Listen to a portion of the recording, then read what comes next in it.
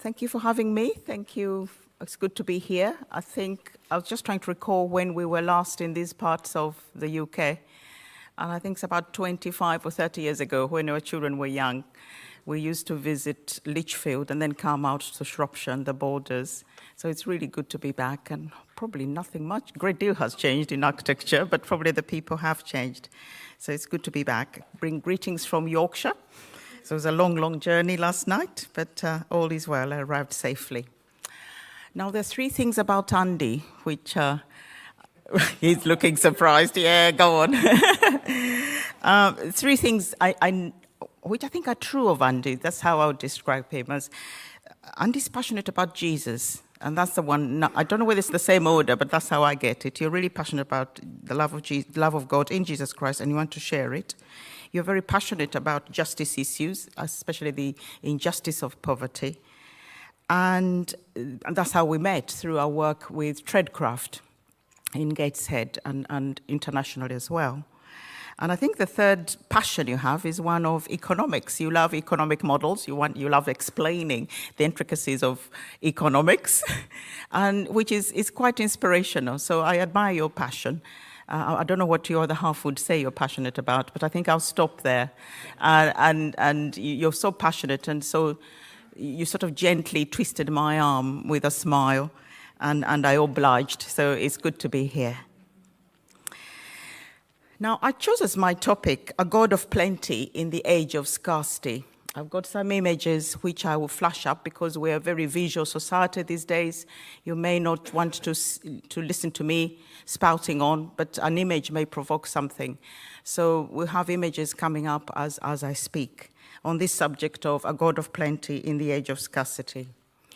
We're living in an age of scarcity, which is the problem of not having enough. We don't have enough water, enough food, energy, enough sleep. And we can barely keep on top of our own social workload, social diaries, our lives. The world is in turmoil, the world is in upheaval, nothing is certain.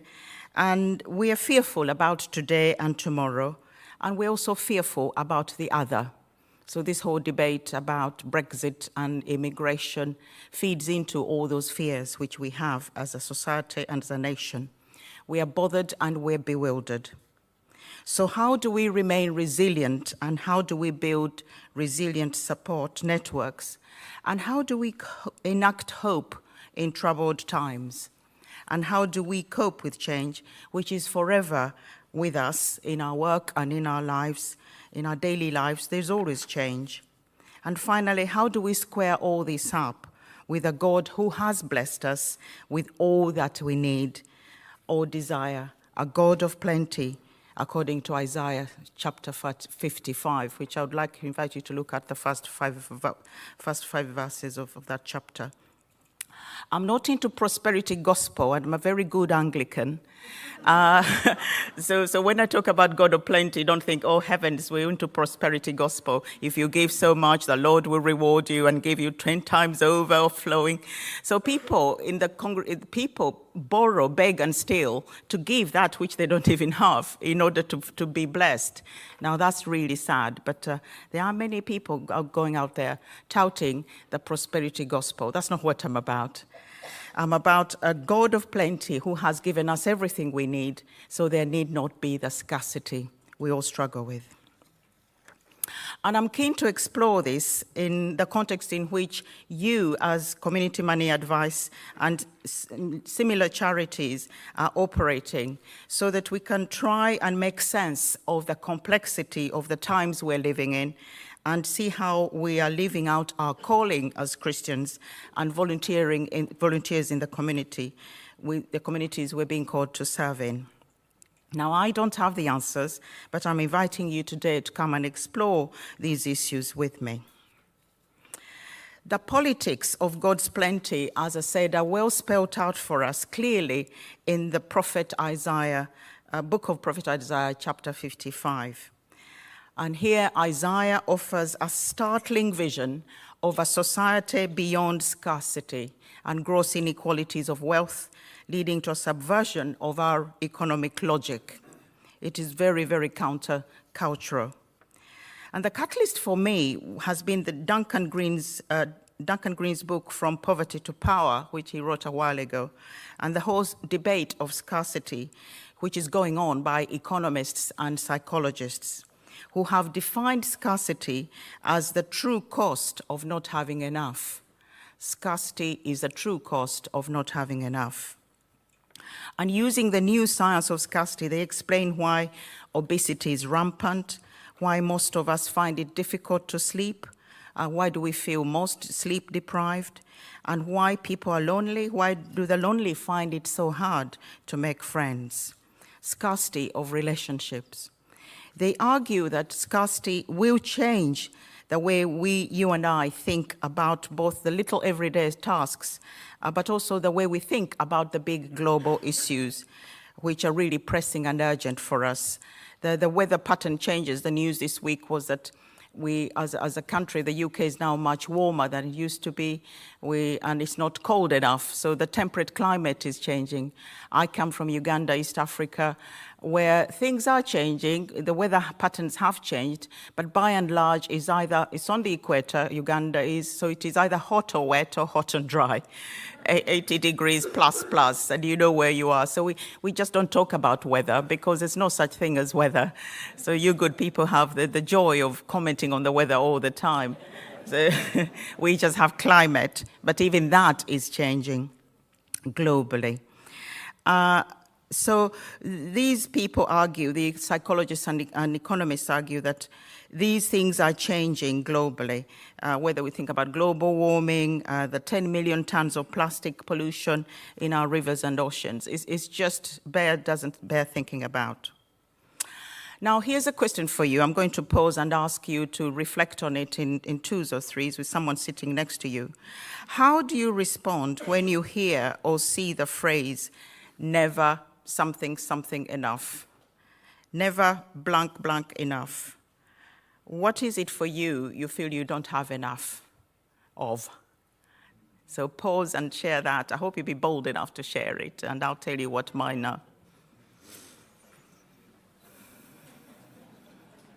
Thank you.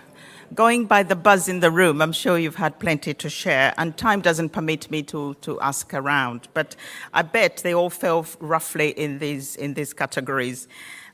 Never feeling you're good enough, not perfect enough, I'm never thin enough, never successful enough, never safe enough.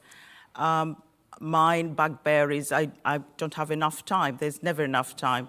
How many of you said that?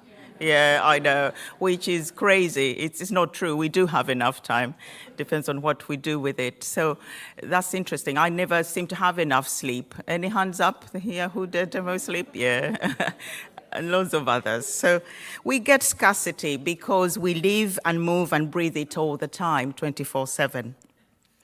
Now, Lynn Twist, who is a global activist and fundraiser in the US, in her book said, the book is called The Soul of Money, she refers to scarcity as the greatest lie we've ever fed ourselves. Scarcity is the greatest lie we've ever fed ourselves. And this is what she says. For me, that is Lynn speaking, and for many of us, our first waking thought of the day is, I didn't get enough sleep. The next one is, I don't have enough time. Rush.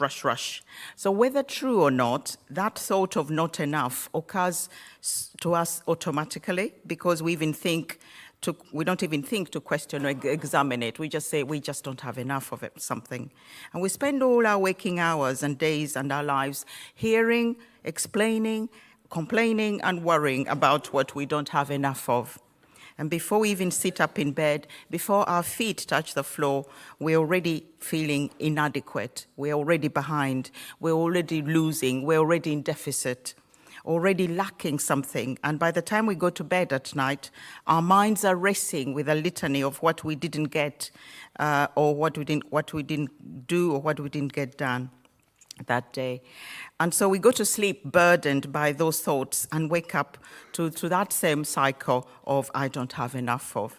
So the eternal condition of scarcity, according to psychologists and economists, this mindset of scarcity lives at the very heart of our jealousies, our greed, because I don't have enough money, they seem to be doing well, and our prejudices, and our arguments with life, because there is this chronic permanent state of, I do not have enough. So scarcity is the never enough problem. And the word scarce is from apparently a very old Norman French scarce, meaning restricted quantity. Scarcity thrives in a culture where everyone is hyper aware of lack. They lack something.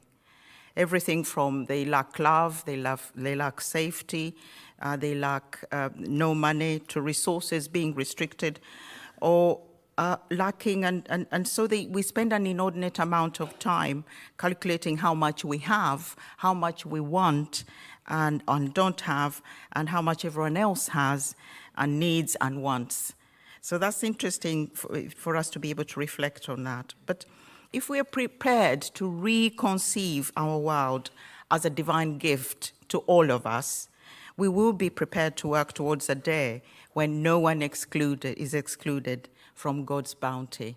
So if we reconceive and reconfigure the way we look at our world and our resources, and be prepared to work towards that day where no one will be excluded from God's bounty.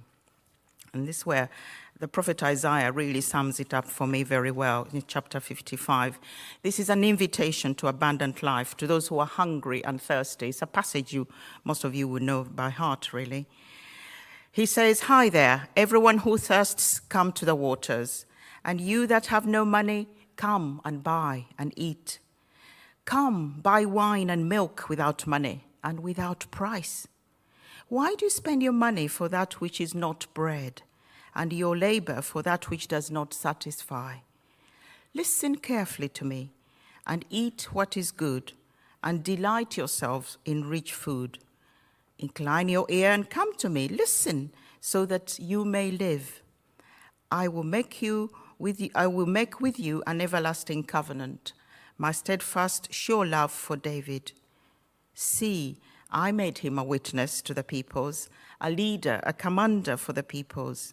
See, you shall call nations that you do not know, and nations that do not know you shall run to you, because the Lord your God, the Holy One of Israel, for he has glorified you." We've been glorified. We've been given everything we need. Now, for me, these verses present a very dramatic divine reversal of the Israel's fortunes. If you remember in chapter 8 of that book of Prophet Isaiah, the nation had rejected the soft flowing waters of Shiloh, and so God sent the overflowing waters of Assyrian judgment. So they were overrun by the Assyrians, and this is symbolized by their mighty Euphrates River, which burst its banks in their place. And we read in verse 8 of that chapter that the king of Assyria and all his glory will rise above all its channels and overflow all its banks. It will sweep on into Judah as a flood, and pouring over, it will reach up to the neck, and its outspread wings will fill the breadth of your land, O Emmanuel. Judah will be overrun and overwhelmed by Assyria, according to Prophet Isaiah. You will also recall that in the previous chapter, the prophet had spoken of the waters of judgment, the waters of Noah. However, these waters now frame God's judgment to be angry and to rebuke his people no longer. Just as God replaced the rainbow in the sky as a sign he would never again destroy the world in a flood, so God now establishes a covenant with his people, a covenant of peace with his people. The judgment has passed and a new season of divine pleasure has arrived. The old slate has now been wiped clean by the retreating waters, and God's anger has been assuaged. The sweet waters of the blessings have come. So God has changed. It's all been reframed. The children of Israel have turned to God. So that whole image of the waters subsiding and people enjoying peace and entering into a covenant with God is something which Prophet Isaiah was prophesying. Obviously, the children had to go through all that before they could be returned to the promised land. The gift they once rejected, God has now bestowed again, that they will be richly blessed and freely, more than ever before. So God's judgment is reversed, and he talks about David's blessing, where God promises that the status which was enjoyed by David would now be enjoyed by all the people of God. And the entire nation will be invited to this royal treasure of this storehouse. This great big bounty will not be enjoyed by just a few, but the many. And I think we looking in are caught up in that as well. The promises were to the few, but now God's bounty is open to all. Now, these verses also offer for me a vision of the politics of a restored nation, and I think that's what's happened. On the other side of judgment, the nation has been restored. They're no longer fleeing from their enemies, but the reversal has happened. They are now attracting their former enemies, and because God has blessed them and they have turned to God. So of all the elements of this vision is probably the economic elements that are most startling. There is great flourishing as a result of the children of Israel turning back to God. And I think for me, this passage confounds the logic of the capitalistic economies we live in, as if the owner of a great market, God, summons his people to buy without money, to buy without price. The wealthy, the penniless are all called to these waters in the same manner as they're being invited to share in the promised land's riches, its wine and its milk overflowing with honey. So these are very powerful images which Prophet Isaiah forecasts long before the children are taken into exile and back into the promised land. And he says, in this marketplace of God, where there is plenty, where you don't need money, those who have been weighing out their silver for things that do not sustain them, those who've been expending their income on items that do not satisfy, they're being called to delight in God's abundance and to feast on the good things that God offers. So this powerful image of this passage reminds us of God's provision for all his people. As he provided in the wilderness journey, he provided them with water and wine and milk and bread. He offered them manna in the wilderness, again subverting the logic of the regular human economies. The manna, as we remember, could not be accumulated. You had to pick enough for the day. Give us this day our daily bread. And if you kept it, it went off. By the following morning, it would have gone off.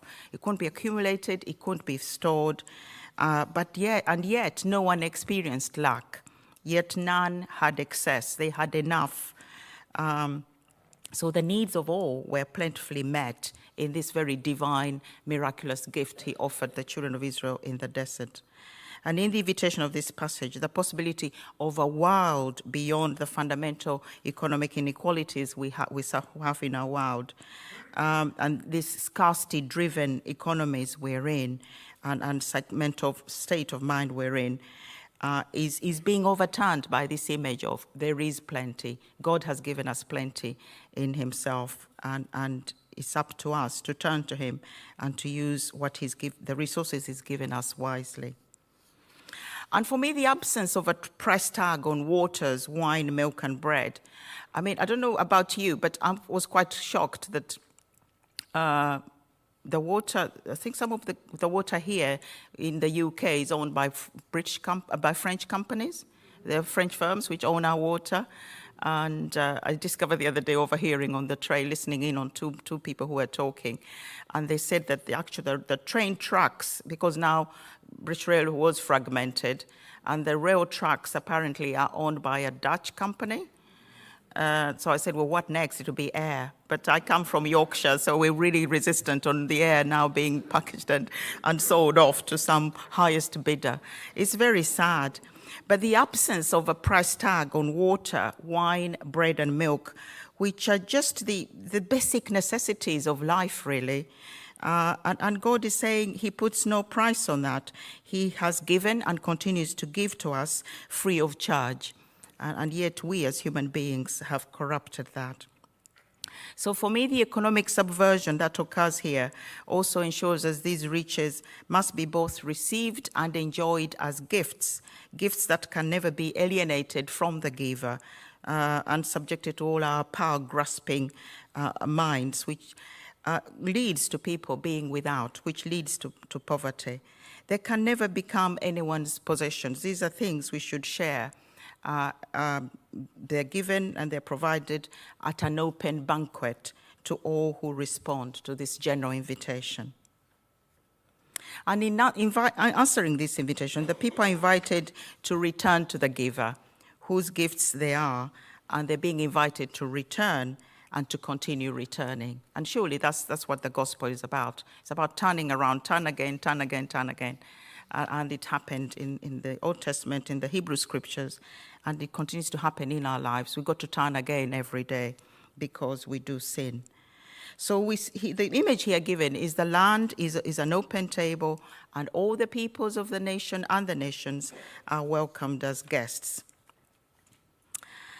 So over the recent years, thinking about scarcity and the fact that in God we have everything we need, a God who is bountiful, over the recent years, there's been a growing awareness of the acute problem of our inequalities in our society today, especially in the Western world.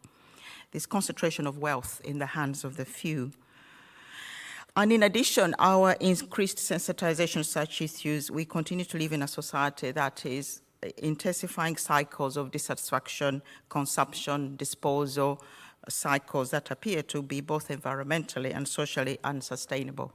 I have here an image of a young woman who's laden with shopping, and on the other side of the wall is a homeless person who is without. And I don't know whether it's still true, but they do say we're only 2 checks away from becoming homeless if you're in paid employment. It happens that quickly, and I'm sure you can bear witness to that.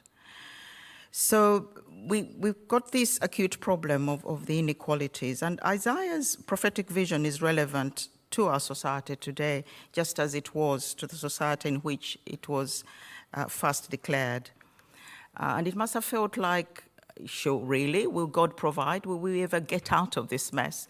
And the people you work with probably think there's such a dark place, there will never be light at the end of the tunnel. And I think that's how the children of Israel must have felt in exile. So for me, it offers a glimpse of a better world, a world where the needs all can be met, where that lack of feeling, that knowing feeling we all think we feel we don't have enough will be met. Rather than a world where many experience deep poverty and great riches, the imbalances I've been talking about and the inequalities, God's earth and empowered vocation we will be led to discover as gifts for all to participate in. The fact that there is enough, more than enough, to go around, and no one should be without. So for me, this vision, the image I have on is there is more than enough to go around. It's a flower with a cluster of bees around it. And if you know the bees, they swarm in thousands. It's amazing how they can all alight on one flower, one pollen plant. And it seems to be enough to feed on for them to take back to base to make honey. So I love that image. There is more than enough to go around, and no one need be without. This vision promises a new world, a world that we clearly do not yet experience. And some of us might be very skeptical and think, well, there's no way this will happen. I probably am in that skeptical camp because human beings, we are fallen human beings, and probably to happen the other side of heaven when we've been redeemed and recreated. But that doesn't mean we must give up helping to make a difference. And this is what we look forward to. This is what we must seek to make a reality as individuals and church communities. We can enact hope in troubled and uncertain times.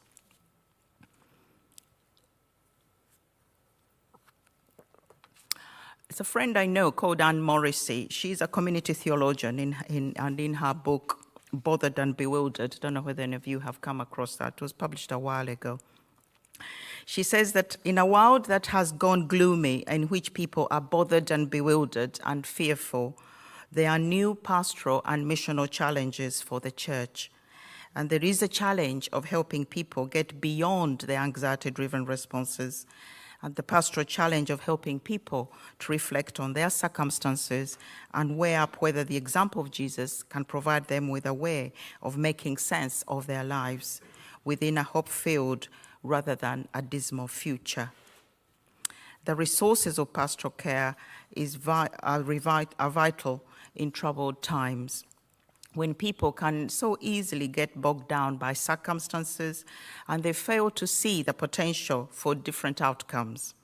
So in troubled times, mission and pastoral care, telling people about the love of God, reaching out in word but as well as in action, and journeying alongside these two things, mission and pastoral care, are our only allies, key allies to work with, really.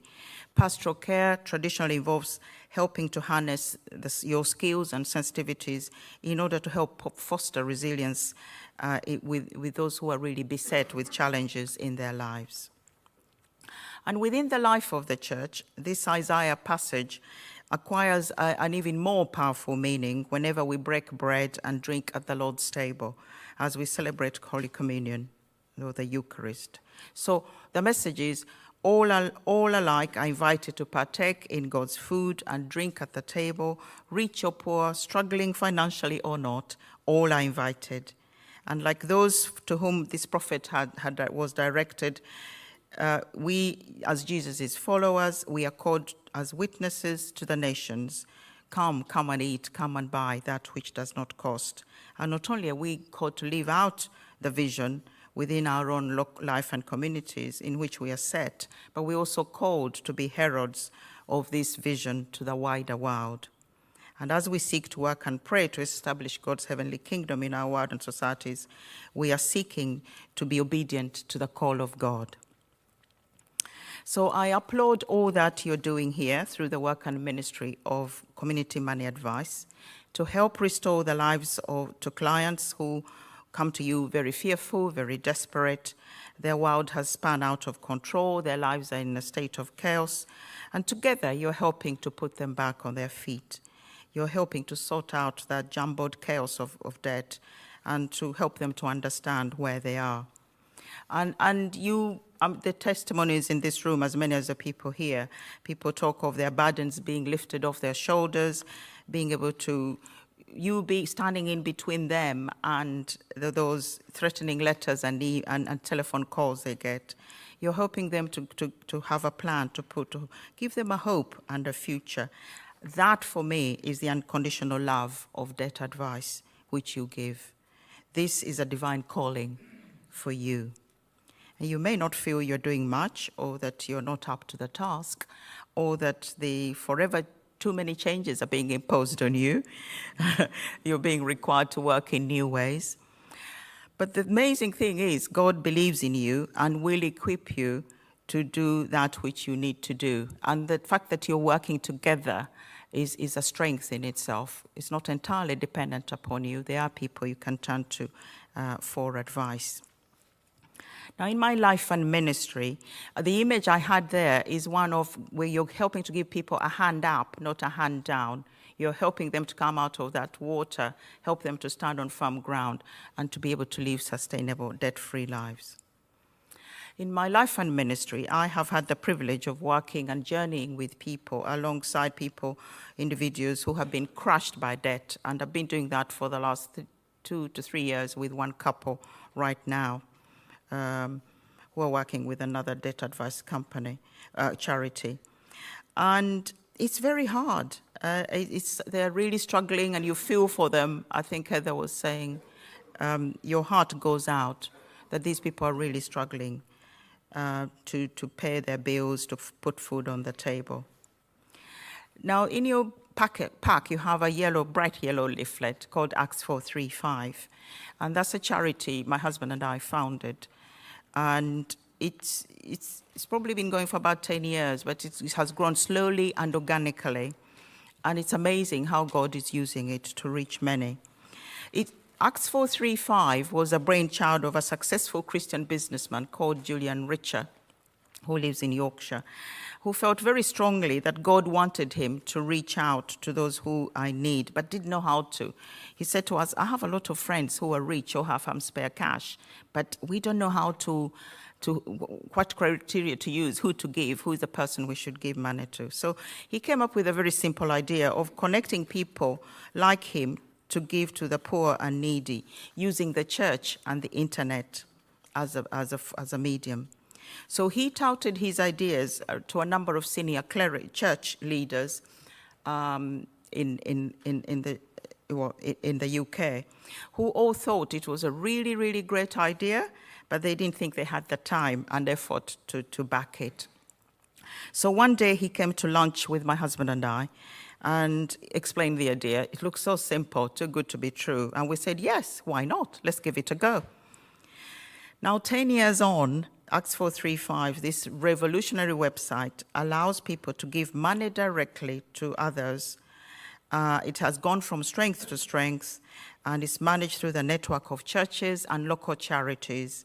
And our goal is to reach 100% of the donations quickly, and the administration, the backroom functions are paid for by a sponsor. Actually, Julian himself started off paying. But now, because enough money has come in, we're able to pay the administrators from gift aid for what is gift aided, which is substantial enough. So far, 1.5 million people have been given help, ranging from families with young children needing clothes, new shoes at the beginning of school term and coats, white goods and carpets for people who are settling into new homes. We're paying a lot of debt relief orders now, you know all about that, to help free people from debt. And 99% of the requests are met anonymously via the internet, within a matter of hours, days, and we have a maximum of 2 weeks. Because if people are really desperate, they've got money coming in, but there is that gap, there are those things they hadn't budgeted for. They can't be waiting for 3, 4, 5 months. So there is that immediacy. The speed is such that it's to do with speed, because the need is very urgent. And so far, we just helped just under 20,000 peoples and families. We haven't done the multipliers of households we've helped, but that's been absolutely amazing. So you just have to try, and that's what the founders of the Trusted Trust and the food banks did, and this is what CAP did, Christians Against Poverty, and that's what you here, CMA, have done. You have responded to God's nudge. You are enacting hope sufficiently to reassure people of the possibility of deliverance from anxiety, and you've given them hope, hopeful lives, hopefully, into the future. And for those who have experienced this long-lasting poverty and vulnerability and brokenness, it really feels like a new dawn. So I thought that image is very, not only is it a new dawn, but it feels like holy ground. This is a new beginning. And it is a blessing for them to have this new day, this new dawn, and the deep assurance that God is with them. So this surely for me is the theology of resilience. Our aim is to focus as individuals and churches. It's not about being successful as churches or charities, but to help make a contribution, to help people live this abundant life, because this abundant economy is there and available, because that's what God desires for all of us. Bishop Leslie Newbigin I think I was telling someone this last night. He was a bishop in South India, British-born, went out to minister in South India.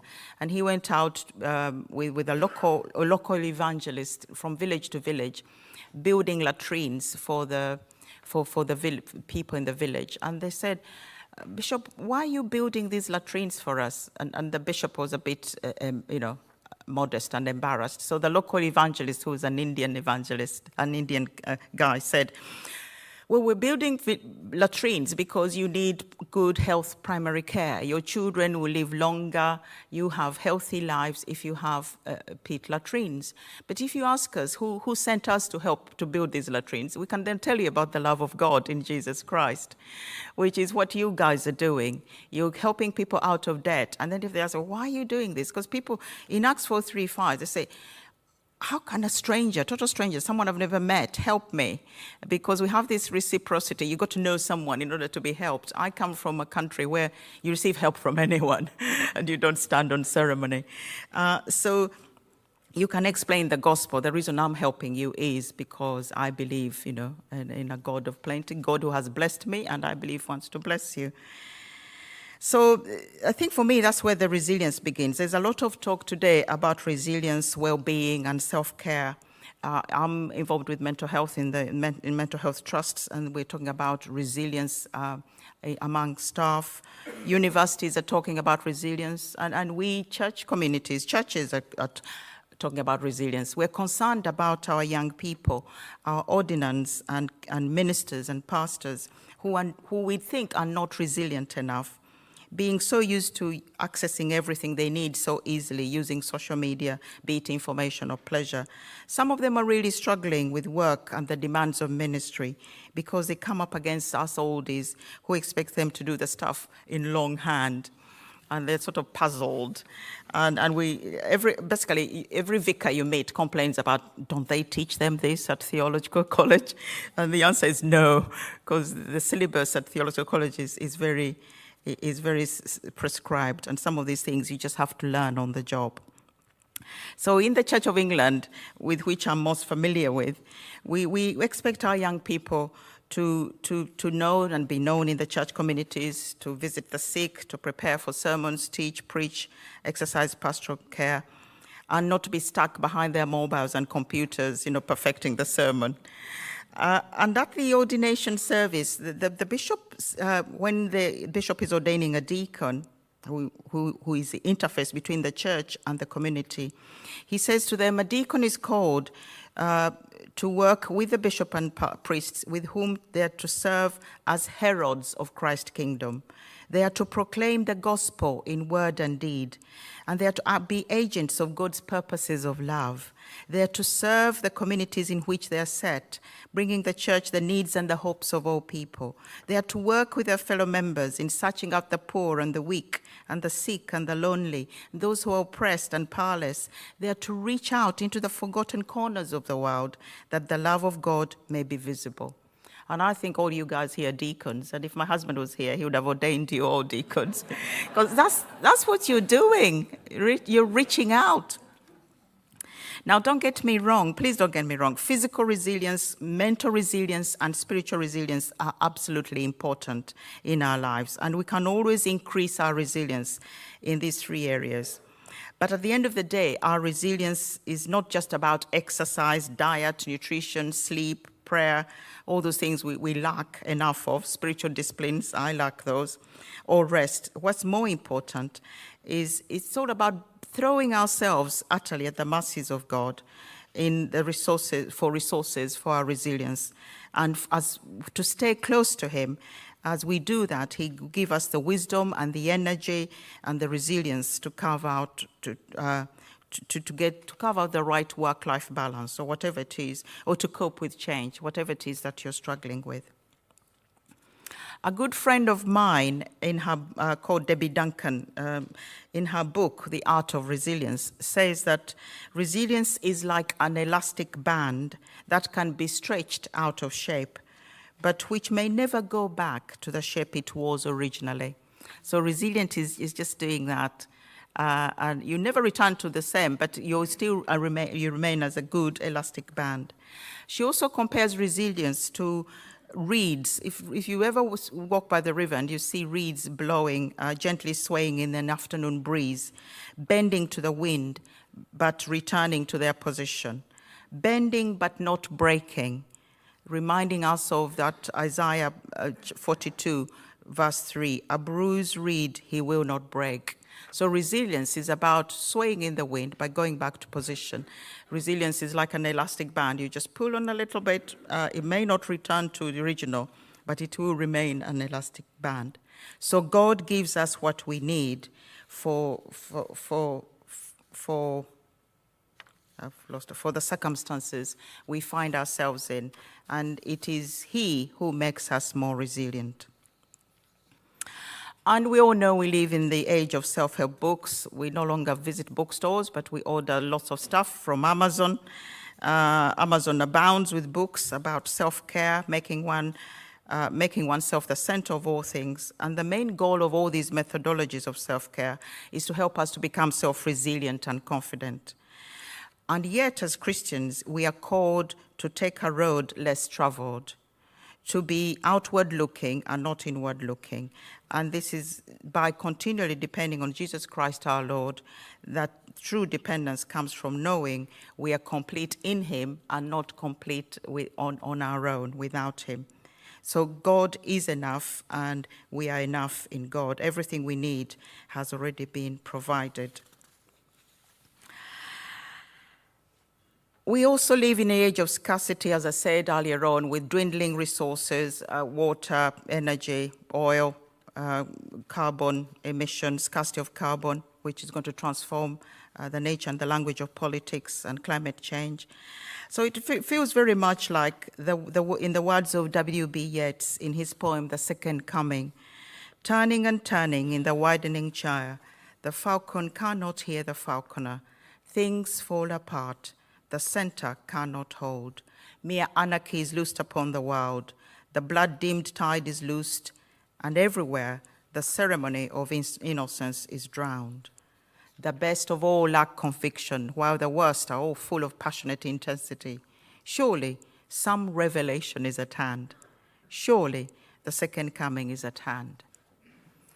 So we may be looking to the second coming. We think salvation will come, but salvation has already come in a sense in God, in Jesus Christ, and what he's done for us on the cross. So we believe in salvation now, as well, obviously, salvation in the future. So although we may feel a little bit like things are falling apart when you hear the news and the center is no longer holding, but as Christians, we believe God in Jesus Christ not only is the anchor, but the actual scaffolding on which we are invited to hang on. So therefore, we do not lose hope. We have everything we need in God, who has already given and will continue to provide abundantly for all his people, if only we could turn to him. So God is enough. We're enough in God. Thank you for listening.